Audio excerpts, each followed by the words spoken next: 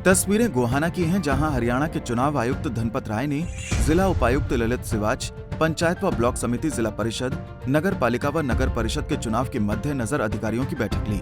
इस दौरान उन्होंने मीडिया से रूबरू होते हुए बैठक के बारे में बताया कि प्रदेश में जल्द ही पंचायती और निकाय चुनाव हो सकते हैं, जिसकी तैयारी के लिए चुनाव आयोग ने अपनी तैयारियां शुरू कर दी हैं। कोर्ट के आदेश आने के बाद से ही प्रदेश में जल्द ही चुनाव होंगे। उन्होंने बताया कि हरियाणा में पंचायती चुनाव फरवरी 2021 में होने थे, मगर कोरोना की वजह से चुनाव नहीं हो पाए।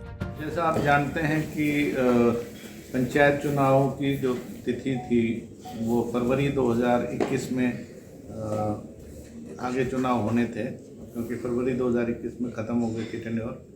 लेकिन कोविड के और कुछ अन्य कारणों की वजह से फार्मर्स एजिटेशन थी और सब चीज़ें थी, वो नहीं हो पाए थे। कुछ मुद्दों को लेके कुछ पार्टियां ऑनरेबल हाई कोर्ट में गई हुई हैं। उनमें से विशेषतः एक मुद्दा तो है विमेन के लिए जो रिजर्वेशन की गई है वो 50% की गई है, लेकिन उनको वार्ड वाइज ब्लॉक वाइज कर दिया कि ओड ब्लॉक्स में और इवन ब्लॉक्स में, जो ओड में जिनके लिए रिजर्वेशन है वो इवन में नहीं लड़ सकते। इस मुद्दे को लेके कुछ महिला संस्थान गए हुए हैं कोर्ट में। उसकी 18 जनवरी डेट लगी हुई है 2022।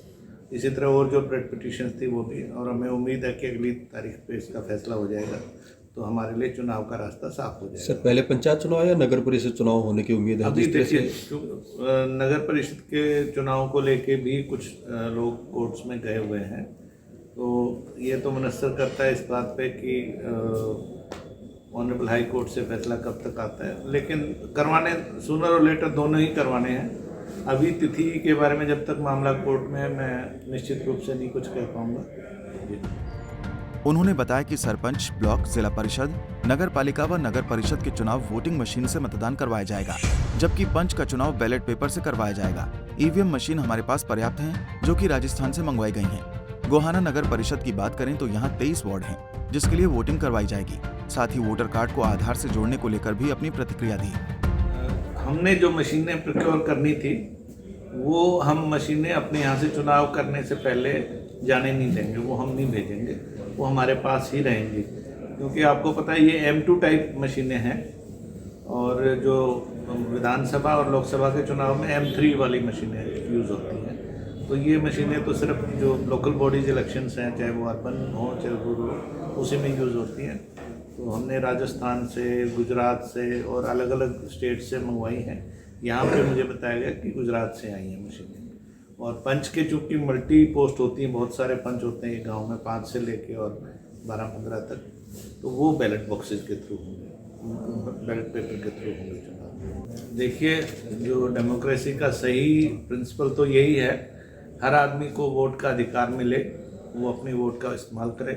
लेकिन 2 जगह भी नहीं वोट हो तो इसके लिए तो आवश्यकता है, क्योंकि जो आधार से लिंक के साथ बहुत सी समस्याएं और भी जो चीज़ें हैं, सब्सिडी में जो मिसयूज़ था या राशन में मिसयूज़ था, वो सब चीज़ें भी कंट्रोल हो रही हैं। तो ये भी बुराई अगर इससे दूर हो जाए तो अच्छी बात है। सर, तैयारियां और ट्रेनिंग की बात करें तो सब पूरी हो चुका है? नहीं, ट्रेनिंग तो देखिए, वैसे तो हर चुनाव में ट्रेनिंग होती है, और मोस्टली जो हमारा अमला होता है, जो कार्य स्टाफ होता है वही होता है। लेकिन फिर भी जब चुनाव अनाउंस होंगे और शेड्यूल के हिसाब से, उस समय फिर ट्रेनिंग दोबारा से होती है। मास्टर ट्रेनर आते हैं EVMs के लिए, और फिर वो कुछ लोगों को ट्रेनिंग देते हैं, फिर वो आगे स्टाफ की ट्रेनिंग होती है। और फील्ड में जाने से पहले, बूथों में जाने से पहले आपने देखा होगा बड़ा भारी कैंप लगता है, और फिर हर एक पार्टी को कम से कम 2 आदमियों को EVM खुद से ऑपरेट करनी, जब तक ना वो कर ले तब तक वो पार्टियां रवाना नहीं। प्रदेश चुनाव आयुक्त का कहना है कि जैसे ही चुनाव की तारीख तय हो जाती है तो चुनाव करवाने की तैयारी पूरी कर ली जाएगी। इस बार सुप्रीम कोर्ट के आदेश के बाद जो भी उम्मीदवार चुनाव के लिए फॉर्म अप्लाई करेगा, उसे एक शपथ पत्र देना होगा, जिसमें उसके आपराधिक रिकॉर्ड को भी ऑनलाइन वेबसाइट पर डाला जाएगा। वहीं ज्यादा सेंसिटिव मामले सरपंच चुनाव के दौरान ही आते हैं, जबकि ब्लॉक समिति व जिला परिषद में कोई ज्यादा परेशानी नहीं होती है। सरपंच, ब्लॉक, जिला परिषद, नगर पालिका व नगर परिषद के चुनाव वोटिंग मशीन से मतदान करवाया जाएगा, जबकि पंच का चुनाव बैलेट पेपर से करवाया जाएगा। साथ ही ओमिक्रॉन के बढ़ते मामलों को देखते हुए जो भी स्वास्थ्य विभाग की ओर से एडवाइजरी जारी की जाएगी, उसी के अनुसार चुनाव करवाया जाएगा। गोहाना से सुनील जिंदल, पंजाब केसरी टीवी। हमसे जुड़े रहने के लिए हमारे YouTube चैनल को सब्सक्राइब करें और नई वीडियो की नोटिफिकेशन के लिए बेल आइकॉन को दबाएं। अगर आप ये वीडियो Facebook पर देख रहे हैं तो लाइक जरूर करें और ज्यादा से ज्यादा शेयर करें। धन्यवाद।